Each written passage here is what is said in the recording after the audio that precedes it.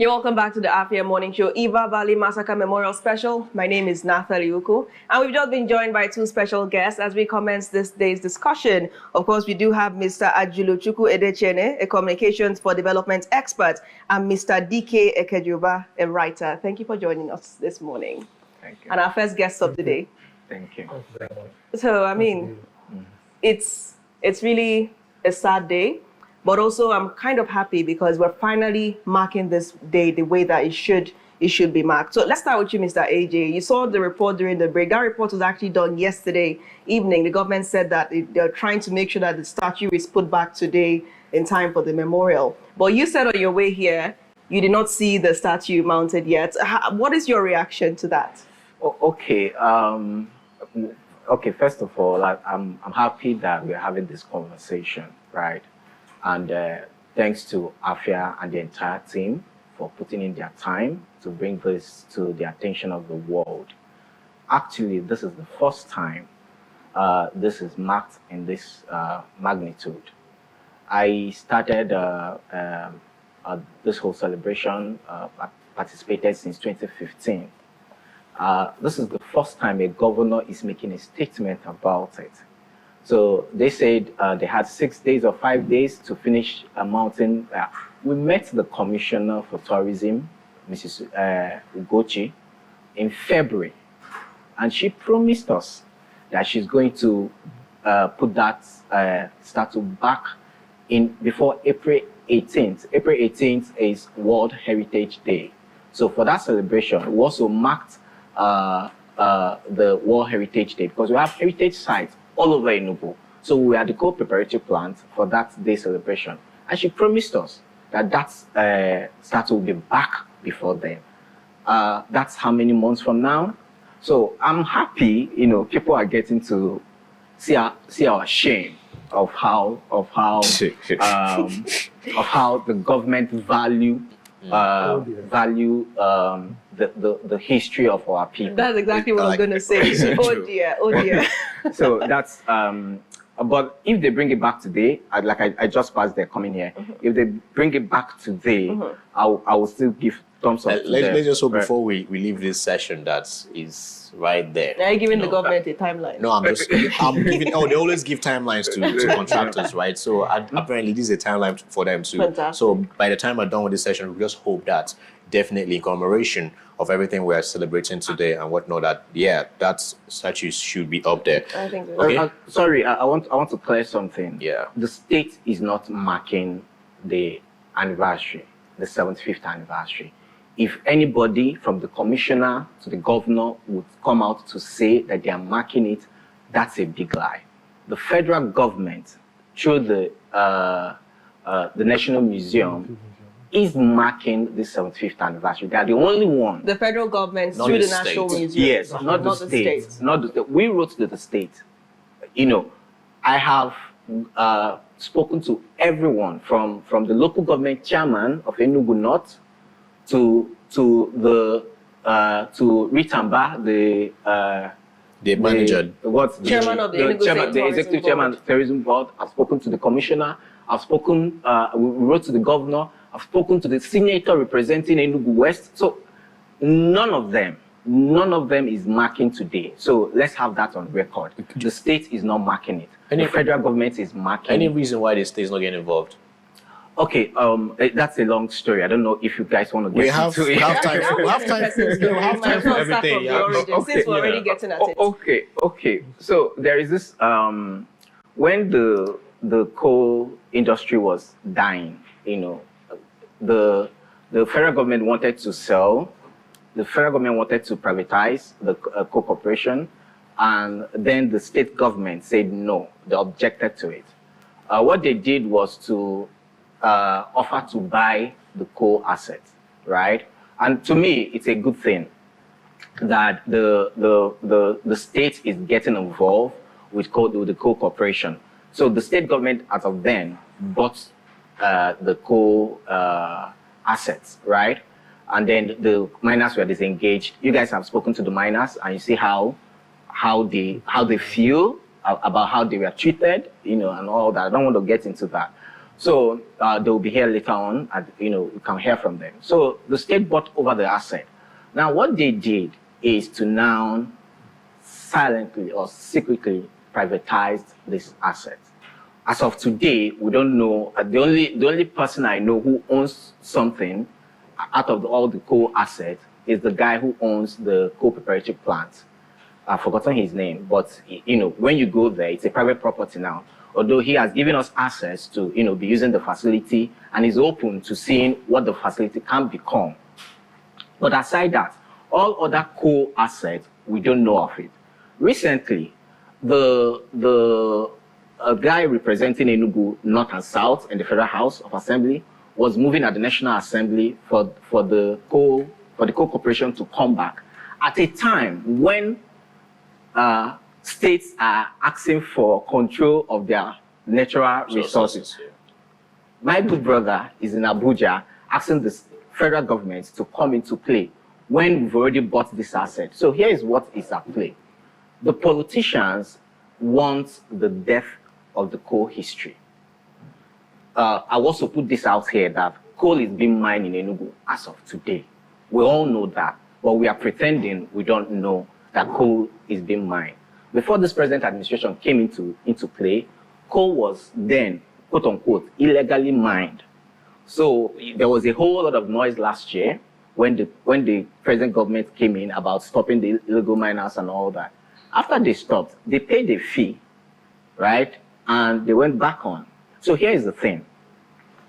It's either we don't want to mine coal or want the death of the coal story in Enugu and build. Somebody even went as far as going to Wikipedia to change our motto, Enugu motto, from what's the coal city state to tomorrow is here on Wikipedia. So it's either we want the death of the coal history and then move on to something new. But you cannot remove Enugu from the coal history. Yeah. So the political elites are somehow interested in the coal properties, in the coal heritage. They want it to themselves. So they don't want to get involved. They don't want to talk about it. From everybody I've interacted with for the past 10 years, they don't want to get involved. Coal history, no, we don't want to talk about it. So there is something going on around it. Now the state, and so many things is happening in the state. I don't know if people know that. We now can generate our own electricity. Yeah. And we are exporting coal on daily basis to the West. So why are we exporting our coal when in OG we have a power plant that we can, go back and fire up with the coal? So there is a lot of, what word will I use for it? Not just controversy, but because of their interest, because of the coal properties, I'll go back to that, and because of the mining that is going on right now, the government is not transparent. So the Enugu state government doesn't get involved when it comes to the coal history. As of this year, I started a campaign where I asked the Enugu state government to allow the federal government, that's the National Museum, to some of these heritage sites, they should become a national monument. Our state government wrote to the National Museum in 2013, I have the letter, that they are not interested in making any of these places a national monument. What could be the reason why? Yes, we are planning to become a destination of choice when it comes to tourism. So what story are we telling people? When people visit this government officials, where do they take them? What story do you tell them about Enugu, where they are? Because when people visit you, they value who you are, right? So what do they tell them? So when you weigh what they are positioning to be and what's on ground, it's a joke, right? As of now, we have no identity.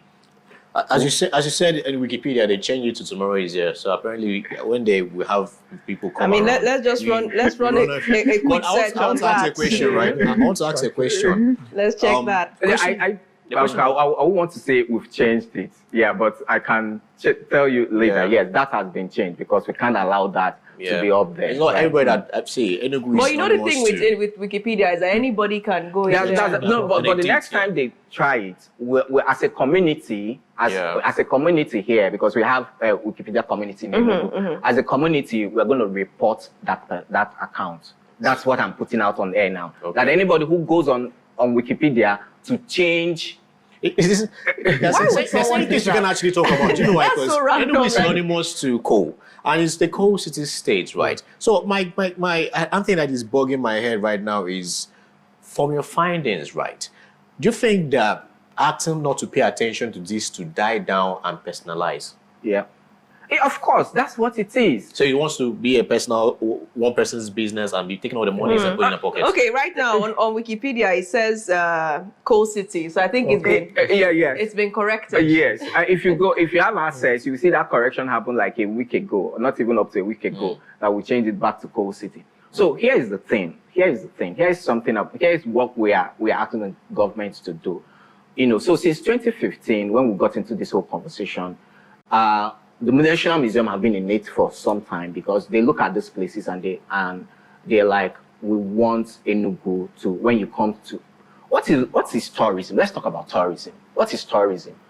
Education, just putting out information on the net is also tourism. People can be wherever they are and tour Enugu because you have access to information about Enugu. So what are we putting out? What are we telling people about Enugu?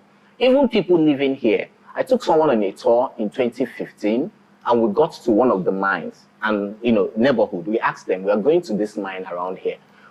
Oh, it's a mine. Do you know about it? We're like, no. Students in Enugu now do not know why Enugu is called the coal city.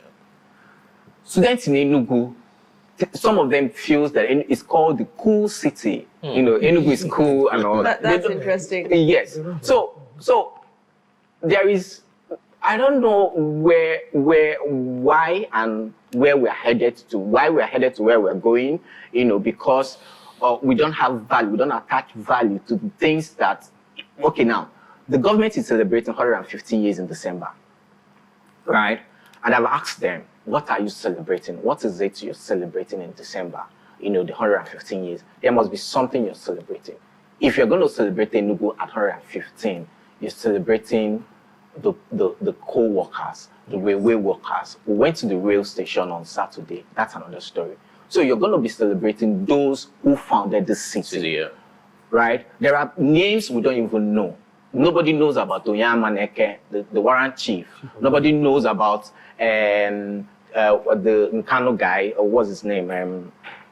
We are related, I've forgotten his name. So, but there are people who played a major role to the founding of Enugu. Sisiono just died the other day. Nobody talks about Sisiono.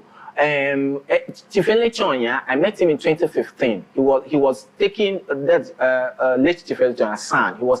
He took the miners' case because the way the miners were treated, their counterpart in Jos were not treated the same. Their counterpart in Jos were still enjoying the benefits and all that. But I will leave that to the miners to talk more. But the way the miners, the people who labored to put us on the map, the massacre of 1949,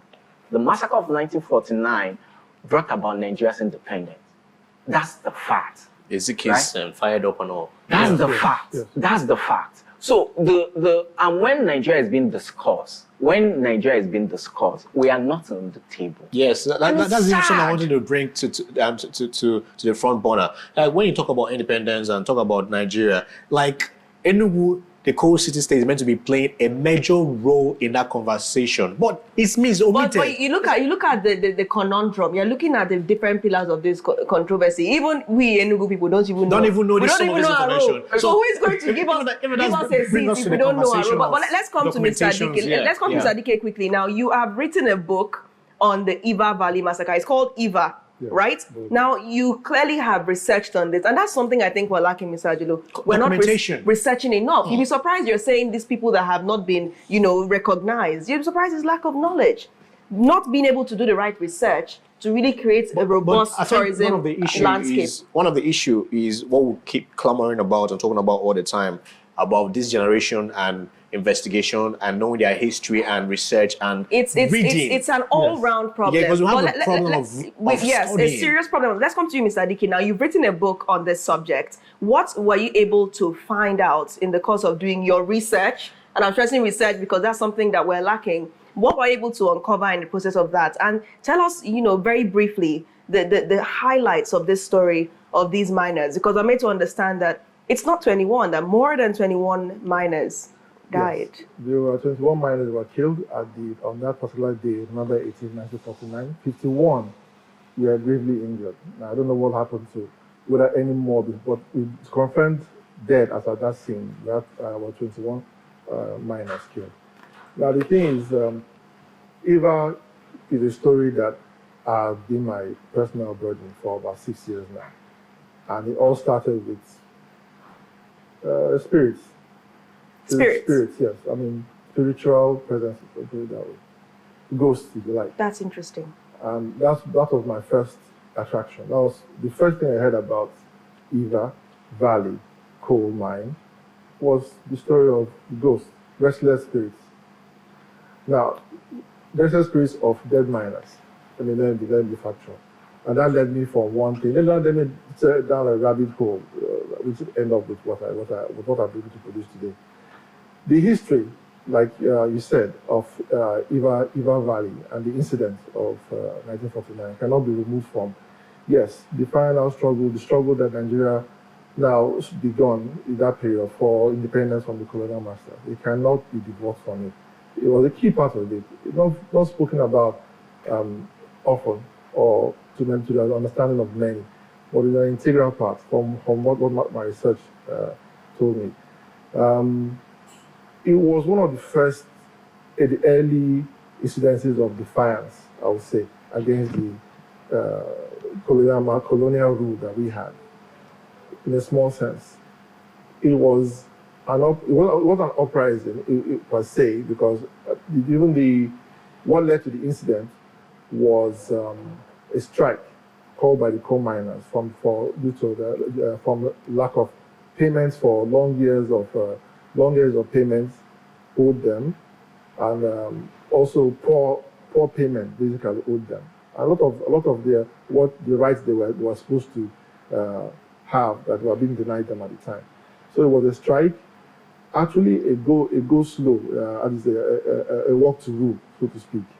And of course, that's on that particular day, that afternoon, something happened that nobody expected. A captain in the British colonial police at the time, Mr. Captain Frederick Phillips. While that strike was going on, there's a confrontation, which led to his giving the order for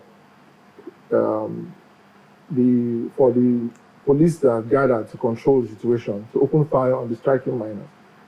Now, there was a commission of inquiry set up after the incident, asking why did that have to happen? Why did people have to be shot in cold blood that afternoon? And what Captain Phillips said was that at one point he wasn't seeing ordinary men who were protesting. He was seeing something else. And what he saw scared him. And so he ordered his men to open fire. Now, I don't know, that aspect of it is what I built upon. I write in the paranormal genre. That's my genre writing. So that also piqued my interest. What was that thing? I tried to give it a form of itself. Maybe it was a momentary madness. I don't know what happened, but that single instant when he felt he had to react to people who are striking, not even a normal, not even a full strike, a walk to rule, asking for what was due to them, rightly due to them, responding to it with such violence. That pivotal moment, that second, was the key point that tipped everything and then started to steamroll into something else. The inquiry was set up, they gave its explanation, some paltry amount was paid to the miners in recompense and their children, some ridiculous amount is in the book. If you see it, you'll laugh. Well, maybe it was a little something there, but still it was nothing. But lives were lost and the families were made fatherless that day. And then the various groups that have been talking and mumbling about, look, a change in the system, now seized upon the situation to add their voice to it. The Zikis, as you've mentioned, other groups from the West, they all come together and now say, look, enough is enough. We have to stop this kind of damage to our system, this enslavement of our people for some reason or the other, for no reason. And it led to other things to decry for, our independence and our freedom from the colonial rule. I mean, it's all so sad. I mean, we have a long way to go on the show today. So many discussions we're going to have on this. So we have to draw the curtains on this segment. But thank you so much. And the question I have to leave our viewers with is, what's the price for a life? If you decide to give families of slain victims a certain amount, how is that ever going to be enough to replace the life that was lost? That's the question I'd like us to ponder on. Thank you so much for joining us on the show this morning. Mr. Ajulu, I'm Mr. Dike. Pleasure having you on. And do also, of course, get a copy of that book, get more insights, research, read, understand why we should be talking about this memorial each year. It's not something that should just come and go. Do well to read up on this, and hopefully that might just be your one-stop shop